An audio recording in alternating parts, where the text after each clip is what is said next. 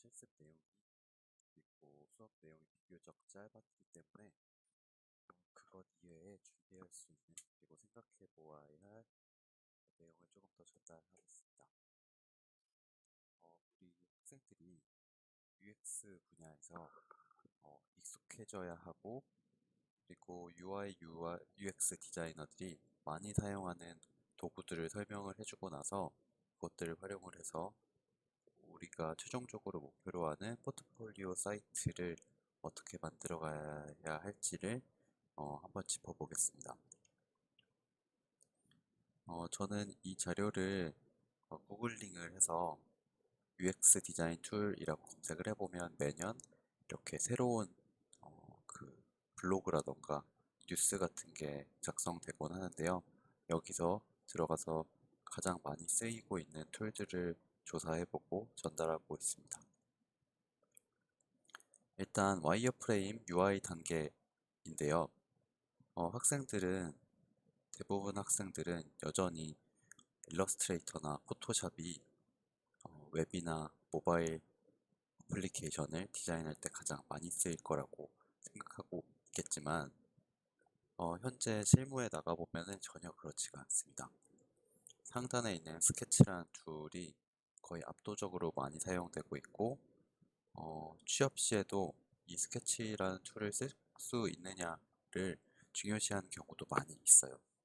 다만 여기 플랫폼을 살펴보면은 맥에서만 이 스케치라는 툴이 돌아가기 때문에 컴퓨터가 애플에서 산 게 아니면 사용할 수가 없다는 단점이 있습니다.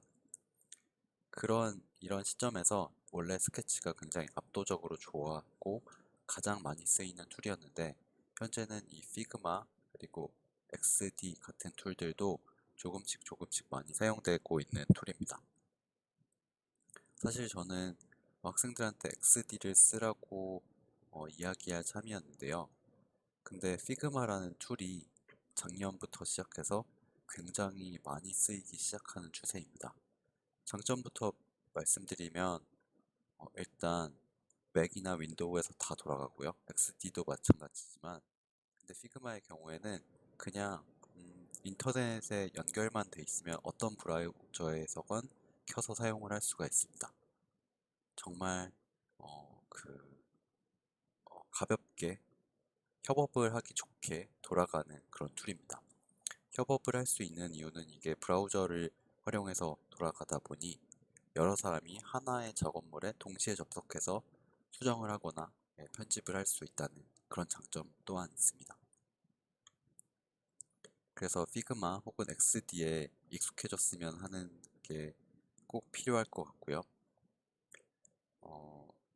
이 일러스트레이터나 포토샵은 요즘에는 잘 사용을 안 하거나 보안적인 용도로 사용하는 추세이니 꼭 최신 툴들에 대해서 겁먹지 말고 한번 써봤으면 좋겠어요. 다음은 프로토타입과 같은 프로토타이핑을 하는 단계에서 필요한 툴들인데요. 마찬가지로 스케치, 인비전, 피그마, XD, 프로토파이 같은 툴들이 있고요.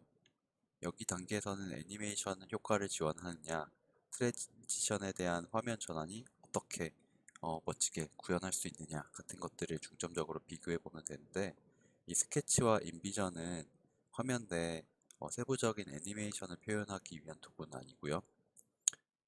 피그마나 XD는 그런 걸 지원하긴 하지만 그냥 제 경험상으론 프로토파이라는 툴이 애니메이션을 표현하기에는 비교적 간단했던 것 같기 때문에 이런 툴을 활용해 볼 것을 권장하겠습니다. 근데 현재 우리가 이 웹사이트를 디자인하는 데는 이런 프로토타이핑 하는 툴은 거의 의미가 없을 거고요. 현재는요. 이 개발자에게 전달하는 단계에 대한 툴은 알아볼 필요가 있습니다. 개발자에게 전달한다는 거는 우리가 어떤 디자인 안을 만들었는데 그것을 코드화해서 어쨌든 개발자가 개발을 할 텐데 그것을 하기 위해서 어떤 툴들을 활용하느냐의 얘기입니다. 원래는 제플린이라는 툴이 가장 많이 쓰였었는데요. 여기도 마찬가지로 갑자기 피그마라는 툴이 나오는데 이 피그마라는 툴이 이렇게 디자인을 전달하는 단계에서도 매우 효율적이거든요. 그러니까 개발자가 개발을 할 때는 우리가 웹사이트를 지금 현재 웹 언어를 배워봐서 알지만 HTML, CSS 코드화해야 하는 그런 단계를 거쳐야 되는데, 예를 들면 피그마에서는 CSS 코드를 만들어서 제공을 해줍니다. 그래서 어떤 디자인을 우리가 화면을 이렇게 만들었고 뭐 섀도우를 얼마를 더 만들었는데 그 코드를 그냥 CSS로 주기 때문에 굉장히 디자이너가 그리고 개발자가 사용하기 편리하다는 장점이 있습니다.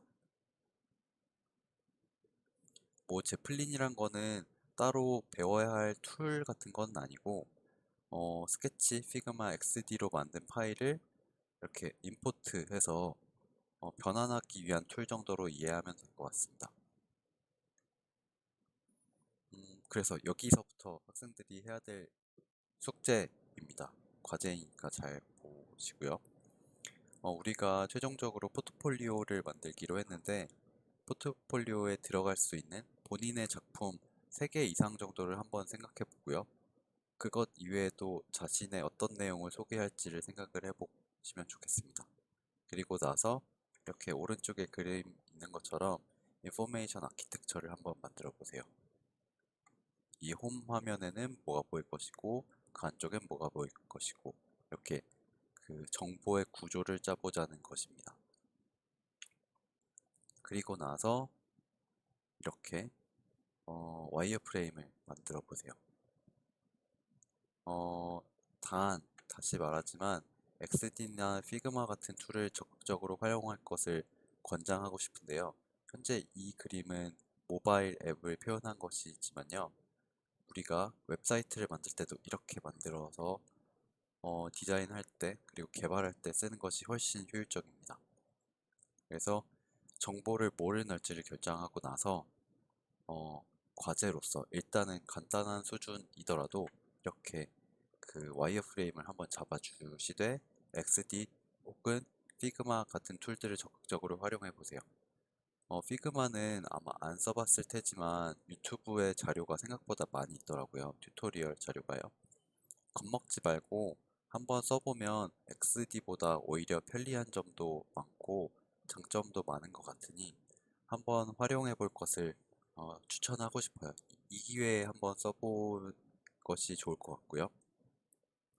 두 번째로 중요한 거는 이 개발 단계에서 필요한 것은 구체적인 수치 같은 것인데, 그냥 아무렇게나 디자인하지 말고 이 크기를 몇으로 할 것이며 이 안쪽의 크기는 몇으로 해야 될지에 대한 수치도 꼼꼼하게 생각하면서 이 작업을 수행해야지 이 설계한 화면대로 나중에 HTML, CSS로 만들기 훨씬 편리할 겁니다. 그래서 여기까지 해서 사이트 맵도 만들고, 그러니까 정보 구조를 짜보고 이렇게 와이어프레임으로 한 장면 한 장면 해보면 좋겠습니다.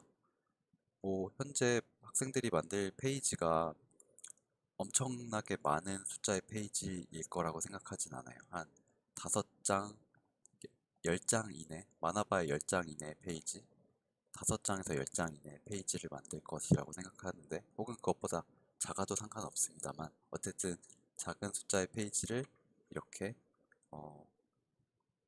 표시를 해보고 표현을 해보고 그 내용을 캡처해서 올려주면 좋겠습니다.